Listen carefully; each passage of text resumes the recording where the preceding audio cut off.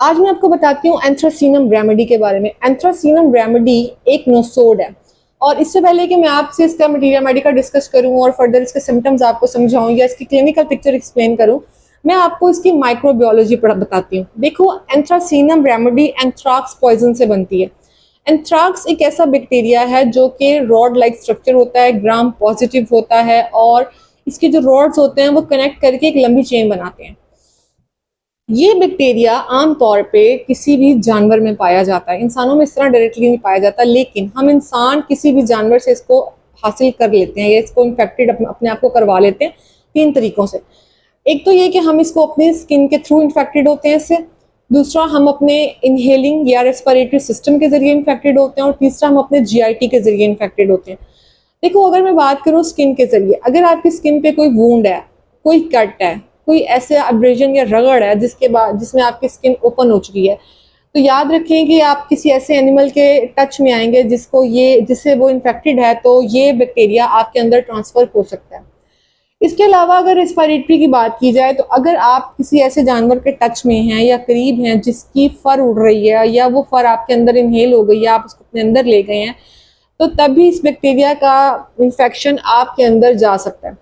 As well as अगर आपने कोई ऐसे जानवर का गोश्त खाया है जो ऑलरेडी इससे इन्फेक्टेड था, तो आप उस कंटेमिनेटेड मीट के जरिए भी इन्फेक्ट हो सकते हैं। अब बात करते हैं इसकी कुछ सोर्सेज के बारे में कि हम ये पढ़ें कहाँ से। देखिए, अगर तो आप स्टूडेंट हो तो मेरा मशवरा ये है कि आप एलन की नोट्स उठाओ और एलन की नोट्स से इसके पिक्चर को पढ़ो, लेकिन उससे पहले आप इसको माइक्रोबायोलॉजी से जाके पढ़ो, इसके एटलीस्ट इसके बैक्टीरिया के बारे में एक छोटी सी पिक्चर क्लियर करो कि इसका बैक्टीरिया किस नेचर का होता है, उसका क्या नेचर है, वो टेम्परेचर के साथ कैसे बिहेव करता है, वो लैब इन्वेस्टिगेशन इसकी क्या हो सकती है। क्योंकि हम इसमें जो ओवरऑल ये, क्योंकि हमारे पास रेस्पिरेटरी के केसेस या स्किन के केसेस ज़्यादा आते हैं, तो हम इसके अंदर स्वैब्स का इस्तेमाल करते हैं, तो हम इसकी लैब इन्वेस्टिगेशन को भी थोड़ा सा पढ़ लो। अच्छा, अगर तो आप स्टूडेंट हो तो एलन की notes will be the best source कि आप इसके पूरा एक क्वेश्चन इसके ही एलन की नोट से अटेम्प्ट कर सकते हो। इसके अलावा बोरिक का मटीरियल मेडिका बहुत इंपॉर्टेंट है, एज वेल एज आपको कैंट के लेक्चर्स में ये मिल जाएगा। इसके अलावा आपको फेरेंटेंस के अंदर भी ये मिल जाएगा। इसके अलावा ये आपको लिपिड्स नोट्स के अंदर भी ये आपको मिल जाएगी रेमेडी। इसके अलावा आपको डॉक्टर क्लार्क की जो बुक है, हमारी डिक्शनरी ऑफ फ्लावर्स है, इसके अंदर भी काफ़ी डिटेल में एक्सप्लेन होगी। डॉक्टर एलन की नोट्स के अलावा डॉक्टर एलन की एक फीवर की बुक है जो कि आई थिंक बहुत इंपॉर्टेंट है अगर आपने फीवर्स पे प्रैक्टिस करनी है, तो उसके अंदर भी इसकी बहुत अच्छी डिटेल आपको मिल जाएगी। अब बात करते हैं इसके मटीरियल मेडिका के बारे में एज अ स्टूडेंट। देखो, अगर तो एज अ स्टूडेंट हो तो आप इस पर एक बात जहन में रखो कि इस पर एक क्वेश्चन बहुत इंपॉर्टेंट है and that is the skin से रिलेटेड क्वेश्चन इस पे आता है और जो कि खासा इंपॉर्टेंट है, तो आप इसकी स्किन को बहुत अच्छी तरह क्लियर करो। अगर मैं बात करूं एज अ प्रैक्टिशनर, तो प्रैक्टिस के अंदर हमारे पास जो एज अ क्लिनिकल सिचुएशन हमारे पास जो केसेस आते हैं वो 2 तरह के आते हैं, या तो वो रेस्पिरेटरी डिसऑर्डर्स के साथ आते हैं या वो स्किन वाले आते हैं। लेकिन इसका बहुत बड़ा मार्जिन या बहुत बड़ा नंबर ऑफ पेशेंट जो है वो स्किन के साथ आपके पास आता है, यानी स्किन सिम्टम्स के साथ आता है। अच्छा, अगर मैं बात करूं अब आप इसकी फर्दर इसके एब्स्ट्रैक्ट की या इस रेमेडी को समझने की, तो सबसे पहले तो बात एक जहन में रखें कि ये ऐसा नोसोड है जो कि शीप से हासिल किया जाता है और शीप की स्प्लीन से हासिल किया जाता है। उसकी इन्फेक्टेड स्प्लीन होती है जिसको हम निकालते हैं और उससे हम इसको तैयार करते हैं। अच्छा जी, इसके अलावा ये जो इसकी थेराप्यूटिकल स्टेटस है वो याद रखिए कि स्किन के अंदर कार्बंकल्स, बॉयल्स, पिस्ट्यूल्स, गैंग्रीन्स, बॉयल्स या बॉयल्स लाइक इरप्शन या फैलेंस, अगर आपके पास ये केसेस आ रहे हैं स्किन के, तो फिर आपने इस रेमेडी के बारे में सोचना है। और एक बहुत इंपॉर्टेंट बात, अगर आपके पास कोई ऐसा पेशेंट आया है जो आपने आर्सेनिक उसको दी है और आर्सेनिक बहुत वेल सिलेक्टेड रेमेडी है लेकिन उस पर काम नहीं कर रही, तब भी आप इस रेमेडी के बारे में सोच सकते हैं।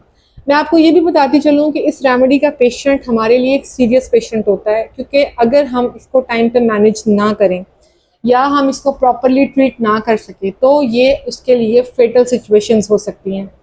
इसके अलावा डॉक्टर हेरिंग वो ये लिखते हैं कि अगर आपका पेशेंट किसी ऐसी कार्बंकल या मेलिग्नेंसी, पेस्टूल्स या मेलिग्नेंसी एरप्शन, मेलिग्नेंसी का मतलब it's not about cancer, homeopathic में मैलिग्नेंसी का मतलब और होता है, हम जानते हैं। अगर आप फिर भी समझना चाहते हैं तो मेरी वीडियो एक ऑलरेडी इस पे मौजूद है, आप वो देख सकते हैं। अब वो वाली सिचुएशन के अंदर अगर आप इसको जाके कट लगवा लेते हैं और उसमें से पस निकलवा लेते हैं तो ये जो सर्जिकल प्रोसीजर है ये काफ़ी ख़तरनाक हो सकता है, फेटल हो सकता है। लेकिन अगर आप इसको इंटरनल मेडिसिन से कवर करें, यानी इसको दवाई खिलाएं, तो फिर ये पेशेंट बहुत हद तक रिकवरी की तरफ जा सकता है। चलिए अब मैं आपको बताती हूँ कि डॉक्टर एलन की नोट्स के अंदर आपके इस रेमेडी के बारे में वो क्या कहते हैं और इस रेमेडी को वो फर्दर किस तरह देखते हैं। देखिए, डॉक्टर एलन लिखते हैं कि in carbuncle malignant ulcers and complain with ulceration और इनटॉलरेबल बर्निंग, इतनी शदीद बर्निंग कि वो बर्दाश्त से बाहर है। आर्सेनिक की बर्निंग से भी ज़्यादा बर्निंग है और आर्सेनिक से इसको कोई रिलीफ नहीं मिला, आप दे चुके हैं। इसके बाद वो कहते हैं कि हेमरेजेस की बहुत अच्छी मेडिसिन है, ख़ास तौर पे मुंह से, एनस से या आपके सेक्सुअल ऑर्गन से हेमरेज हो तब भी आप इस रेमेडी के बारे में सोच सकते हैं। और ये हेमरेज के अंदर आपको ब्लैक टार लाइक सब्सटेंस मिलेगा। मैं आपको एक बात बताती चलूँ कि एंथ्राक्स का जो वर्ड है ये बेसिकली इसका मीनिंग कोल भी होता है, यानी कोयला, काला। तो जब आपके पास इसका पेशेंट आएगा तो वो कुछ काले स्ट्रक्चर के साथ, यानी काले कार्बंकल्स होंगे, मेलिग्नेंसीज या अल्सर्स होंगे, उसमें आपको एक ब्लैकिश या ब्लूइश कलरेशन मिलेगी। सेप्टिक फीवर्स में बहुत इंपॉर्टेंट है। सेप्टिक फीवर्स हमें पता है कि जब इस किस्म के कार्बंकल्स और इस किस्म के हमारे पास पेशेंट आते हैं जिसमें एरप्शंस इस किस्म के हैं, इतने सवेयर हैं, डिस्चार्ज बहुत हैं उसके अंदर और बहुत ऑफेंसिव डिस्चार्ज हैं, तो हम जानते हैं कि वहाँ पे बुखार तो होगा।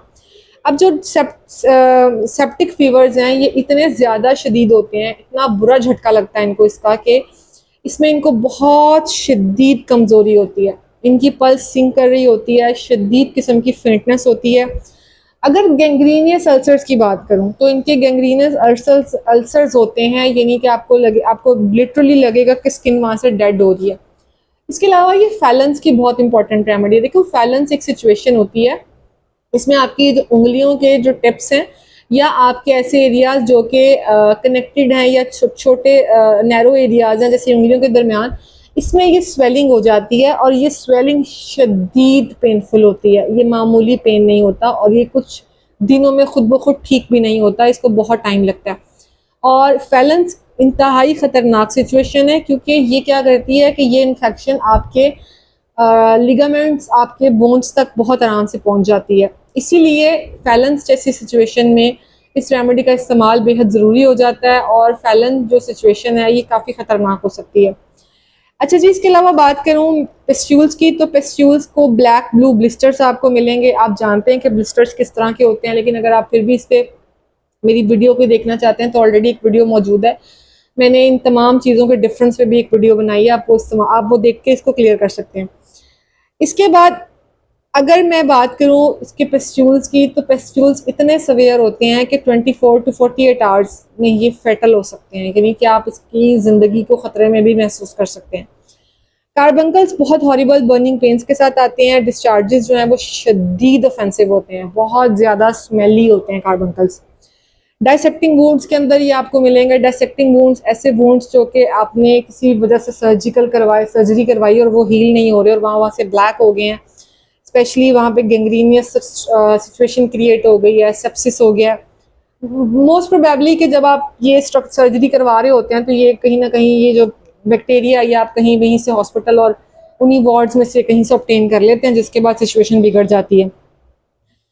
सेप्टिक इन्फ्लेमेशन की बात करूं तो ये पस आपकी बहुत ज़्यादा होगी, जिसके साथ एज यूजुअल बर्निंग पेन होगी और बहुत कमज़ोरी महसूस होगी। अच्छा जी, bad effects of from inhaling foul orders of putrid fevers और डाइसेक्टिंग रूम्स। ये मैंने आपको जैसे बताया ना कि ऐसी जगह जहाँ पे ऑलरेडी वो लोग हैं जो इस इन्फेक्शन का शिकार हो चुके हैं, उनके माहौल के अंदर या उस एरिया के अंदर अगर आप रह रहे हैं ख्याल नहीं कर रहे, केयर नहीं कर रहे, तब भी आपके साथ ये हो सकता है। एंड एज वेल एज वो डाइसेक्टिंग रूम्स जहाँ पे इस किस्म की सर्जिकल प्रोसीजर्स होते हैं। और एक और बात बताती चलूँ कि जो वेट्स होते हैं, अगर वो भी इन चीज़ों का ख्याल नहीं करेंगे तो जो वेट्स हैं वो भी इससे इन्फेक्टेड होते हैं, क्योंकि वो ज़्यादा कनेक्ट करते हैं जानवरों के साथ और अक्सर इनमें से वो जानवर इन्फेक्टेड होते हैं। अच्छा जी, इसके अलावा एक बहुत इंपॉर्टेंट चीज़ है कि डॉक्टर हैरिंग कहते हैं कि अगर आपके पास कोई केस ऐसा है जो जिसमें कार्बंकल्स हैं तो उसको सर्जरी से काइंडली रोकें, क्योंकि सर्जिकल प्रोसीजर्स इसके लिए काफ़ी ज़्यादा ख़तरनाक हो सकते हैं। हीलिंग तो होगी नहीं, उल्टा मामला मज़ीद ख़तरे की तरफ चले जाएंगे, क्योंकि ऐसी सिचुएशन में पेशेंट को इंटरनल मेडिसिन की ज़रूरत है, ना कि एक्सटर्नल मेडिसिन या एक्सटर्नल एप्लीकेशन की।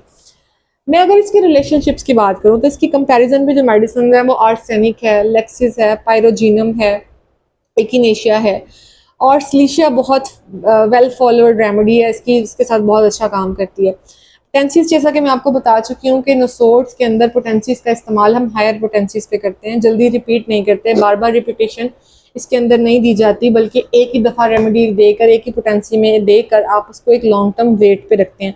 चाहे वो वेट आप अपना सिंपल टाइम के साथ कर लें, या फर्दर जो भी इसको मेडिसिन की या छोटी मेडिसिन की ज़रूरत है या प्लेसबो की ज़रूरत है, तो वो आप देखें और उसमें इसका इंतज़ार करें, ताकि आप पता लगे कि आपका पेशेंट किस तरफ जा रहा है। Thank you.